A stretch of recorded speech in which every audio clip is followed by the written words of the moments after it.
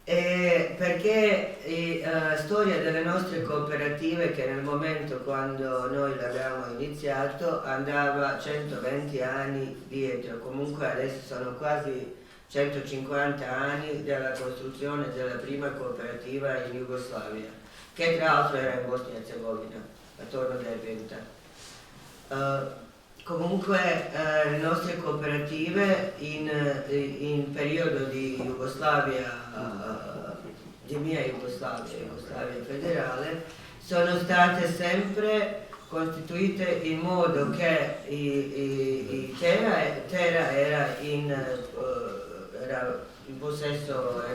padroni di terra erano soci, che da noi si diceva cooperanti. Io schede molto spesso usiamo ancora questo termine, perché da noi una delle cose che io penso belle, per quello non tocco sto termine, è quella cosa che soci si chiamavano cooperanti e cooperavano insieme in una cooperativa, nelle loro cooperative, e cooperative invece sulla base di loro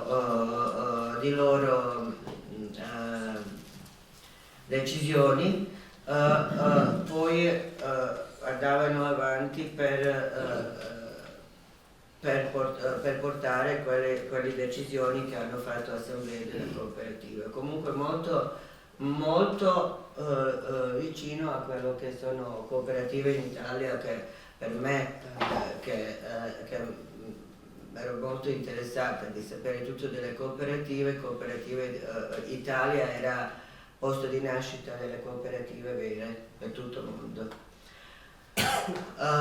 Poi c'è questa cosa che per noi il mio paese purtroppo oggi è molto più semplice lavorare se ce l'hai una impresa, un soggetto privato per produzione, perché in caso delle cooperative il ruolo sociale delle cooperative non è riconosciuto per niente, in particolare sul punto di vista fiscale, e noi come cooperative che dobbiamo, è nostro dovere fare anche un lavoro sociale e tutto quello che deve fare una cooperativa, sia da noi sia da voi sia in tutto il mondo, però paghiamo tasse come qualsiasi impresa in Bosnia e Herzegovina. Comunque credetemi che non è semplice proprio fare tutte e due.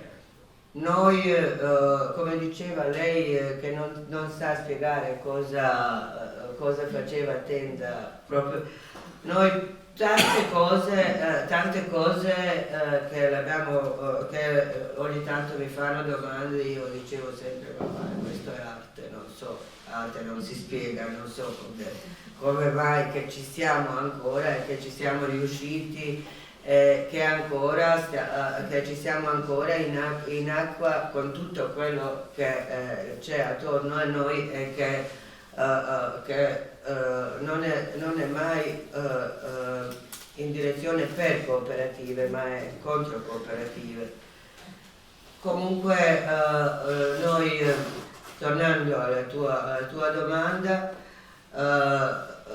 che siamo partiti da 10 soci e soci fondatrici, gran parte e poi anche fondatori.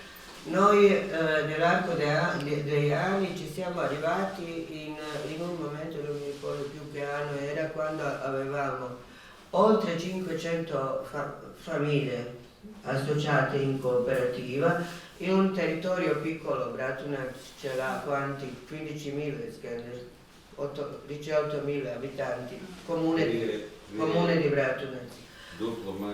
Sì, comunque quando si fanno conti dei membri della famiglia, oltre il 20% degli abitanti di Bratunac viveva da quello che hanno guadagnato in qualche modo dal lavoro di cooperativa. Adesso purtroppo devo dire che non siamo così tanti, perché ultimi anni Bosnia si sta svuotando, si dice? Svuotando. ogni anno su quello che riconoscono i nostri istituzioni, più di 50.000 delle persone vanno in Bosnia. In Bosnia c'era un po' di più di 2.500.000 abitanti, che questo è una città media, non neanche una città piccola in Bosnia. È una cosa che noi, per esempio, qualche mese fa è andato a lavorare in Slovenia il nostro ragazzo che era capo di produzione, che lui è venuto da noi quando appena finita scuola, e lui è cresciuto il nostro braccio. Dopo l'ha fatto casa, lavorando, sono andate ad aiutarlo tutte lavoratrici e lavoratori in suo modo quando si faceva casa. Una delle cose che odio da dire, ma bisogna dire, tutti i musulmani e tutti i musulmani bosniaci e tutti i serbi insieme sono andati, in questo caso Senad è musulmano. Noi l'abbiamo investito tantissimo in educazione di lui, perché era uno proprio appassionato alla cooperativa. Quando lui girava le cooperative, che lei lo sa chi è Senad, ovviamente anche Jenny, lui quando passava, come si dice, cooperativa, quando attorno a cooperativa, lui sapeva tutto che si deve fare, non era uno che fa quello che tu dici, questo invece di essere qua, metti là e non sa neanche perché l'ho fatto. E lui è andato perché i suoi ragazzi sono cresciuti, adesso ce l'hanno 17-18 anni e lui non vede prospettiva non solo per i ragazzi bosniaci musulmani, ma non c'è prospettiva per nessuno lì. E poi in particolare prospettiva per i ragazzi musulmani bosniaci. Comunque è andato. Prima che è andato ha detto: mi sono sicuro che non sarò così contento dove vado. Neanche il stipendio che posso prendere lì non è un stipendio che posso prendere qui, perché lui era capo produzione, ma lui ha fatto scuola agraria, poi tutto il resto l'abbiamo fatto noi, educare lui di più con anni. Lui è stato in Polonia, è stato in diversi, comunque è diventato proprio molto bravo per il suo lavoro, ma non ce l'ha lauree riconosciute in Unione Europea. Lui ci ha detto: però devo andare. Parlo di Senad perché Senad è un esempio, tutti vanno via.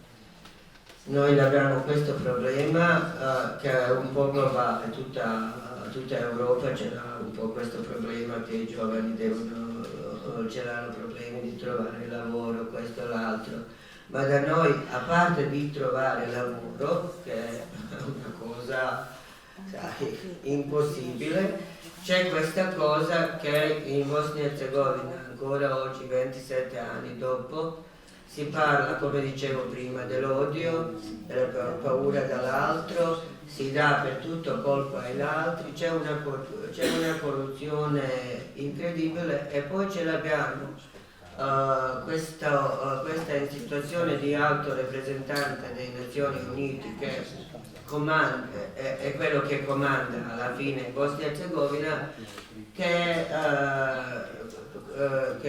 ne riesce a spune svoj posao, kako se kaže. Non si sporca, Bisogna cominciare a viaggiare, a rinfrescare. Bisogna, che non è molto interessato di fare il suo lavoro, non so, era un'altra cosa che... Fare una traduzione eufemistica. Mettere le mani in pasta. Tu hai allora, comunque è diventato ogni anno più difficile, perché c'era un periodo quando siamo partiti, quando dovevamo pensare dove trovare finanziamenti, come quello o l'altro, poi come trovare mercato, quelle cose là. Adesso dobbiamo pensare anche di questa cosa che fra un po' Bosnia rimane senza abitanti, non ci sono più. Comunque è una situazione molto grave. Io è la prima volta dopo 30 anni che avevo molta speranza e credevo tanto. Io ho paura anche che non che può esserci un'altra guerra, ma i scontri ce l'ho tanta paura. Comunque scontri interni, sì. Poi c'è questa, noi abbiamo il laboratorio di trasformazione, 15 lavoratrici, gran parte sono 2 o 3 maschi, fissi, e poi ce l'abbiamo tutta una squadra che 2 volte di più, di quelle che lavorano al contratto, perché non siamo in grado di tenerli tutto l'anno, perché in questo caso dobbiamo pagare anche tutto l'anno loro, però finché c'è lavoro loro lavorano, che significa più marmellate che siete andati a comprare. Tutto il mese di novembre sono in promozione, ogni prodotto che significa un giorno di più per qualcuna delle nostre lavoratrici. Noi facciamo ancora un'altra scelta poco imprenditoriale, è quella che le nostre vedi, di nuovo non abbiamo marmellate qui. Ce l'hai una? Di quella che si vende in coppia? No? La foto. Ah sì, c'è la foto. Comunque le nostre etichette, noi ancora facciamo un suicidio imprenditoriale che sono attaccate a mano. Comunque poi sulle marmellate c'è un cappellino che io chiamo cappellino, poi c'è il coda colorata, che anche quella è colorata a mano. Comunque noi per produzione di un giorno abbiamo bisogno, sì, eccolo qua, sono quelle che lei è K, quella lì. Abbiamo bisogno minimo 2 giorni per vestirli. Una scelta che fino adesso ci siamo riusciti a portarla avanti, perché quello significa che possono avere lavoro anche donne che non hanno terra e che non hanno più forza di lavorare terra. Comunque una scelta di dare una mano anche a queste donne, che poi si paga, nel senso che noi siamo nei scaffali insieme con grandi industrie e dobbiamo essere competitivi con loro, con i prezzi, che i nostri prezzi di produzione sono molto più alti di quelli che hanno grandi industrie. Poi non voglio parlare pettegolezze su quello o l'altro che penso. Cioè sulle grandi industrie che vengono a chiedere i vostri scarti per fare le marmellate, quello non volevi dire. Quello non volevi dire i nomi, ma chi vuole saperli in privato poi li chiesa. Sì. Allora sì, ma noi quando questo, se mi permetti 2 minuti, racconto, perché è interessante. Siccome noi l'abbiamo imparato tutto da un grande esperto italiano per i piccoli frutti. Una volta tanti anni era direttore di cooperativa Sant'Orsola di Pegine Valsugana, E una delle cose che non so come, ci sono sempre quelle cose che ti rimangono in testa, sai, che è un dato che non c'entra molto, sai, sull'argomento. Quello che a mia testa è rimasto dopo uno degli incontri con Ilario era quello che lui mi ha detto: quando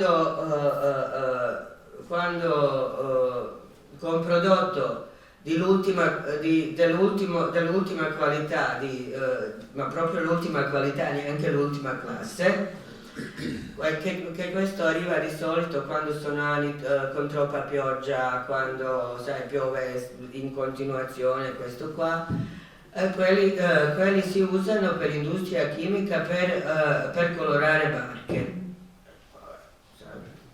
Non è neanche male, perché sai, se barche colorano con lampone, invece comunque mi sono messa questa cosa in testa. E poi è arrivato dopo anni, non mi ricordo, Jenny forse sa meglio di me che anno era, quando pioveva tutto, estate pioveva, non c'era l'altro. Poi ci sono i soci che dopo arrivano con il loro prodotto, che ci portano in cooperativa Turin, che dicono: guarda, mia non è bagnata, che non si sapeva come, ma sua non era bagnata.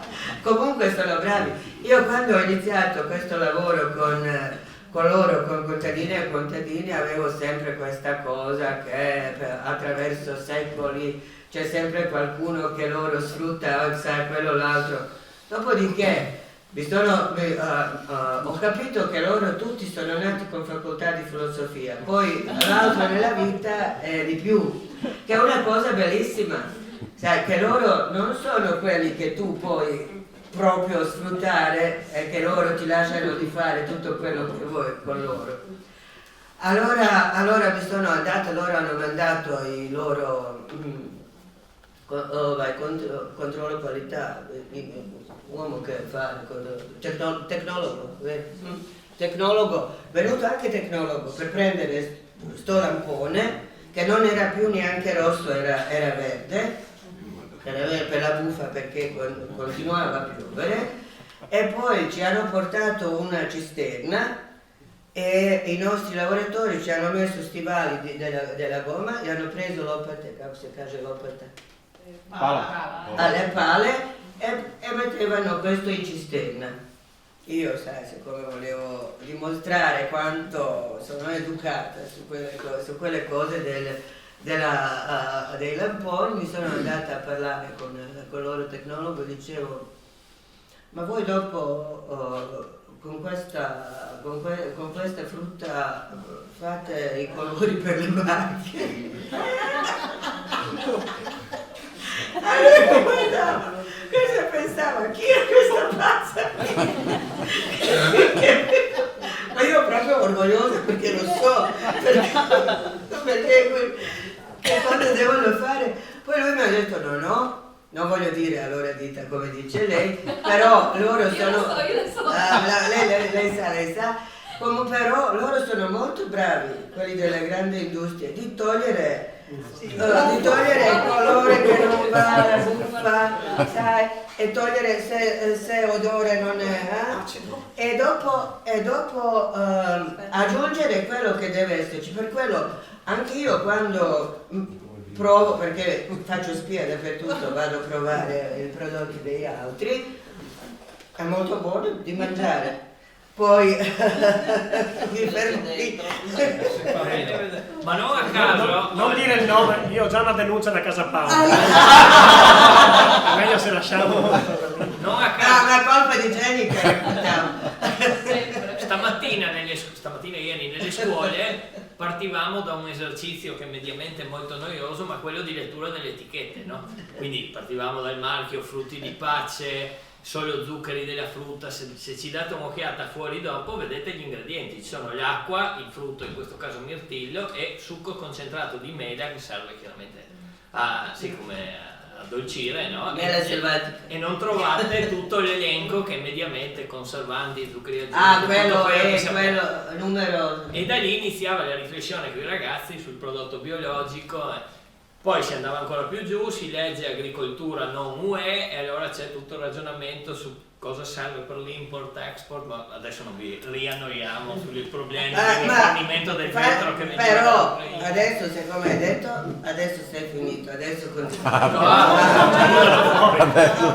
Perché noi tanti anni l'abbiamo venduto frutta congelata non avendo ancora attrezzature per produrre il nostro prodotto finale.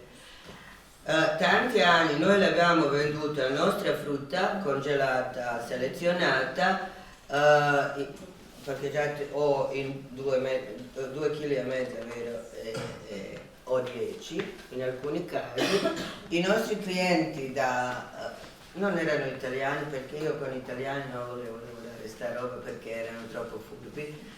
E poi, ma davvero, anche lì non si parla di che zone sono.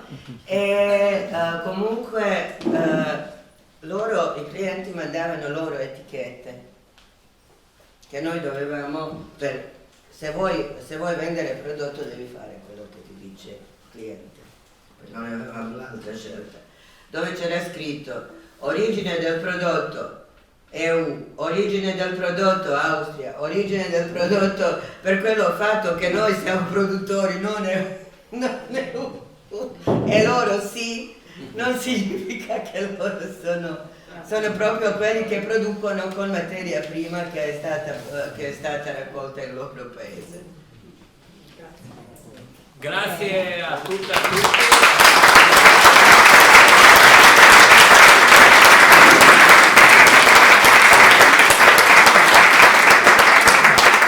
Ringraziamo il Kulturnidom che per i motivi che abbiamo più volte rimarcato ci ha ospitato, Igor e tutti i nostri redattori, Eleonora, Leila, Rada e Massimo. Ringraziamo il Patto per l'Autonomia che ha organizzato questa serata, e fuori al banchetto di Bencadì trovate una parte dei prodotti che producono Rada e la cooperativa insieme. Grazie e buona serata.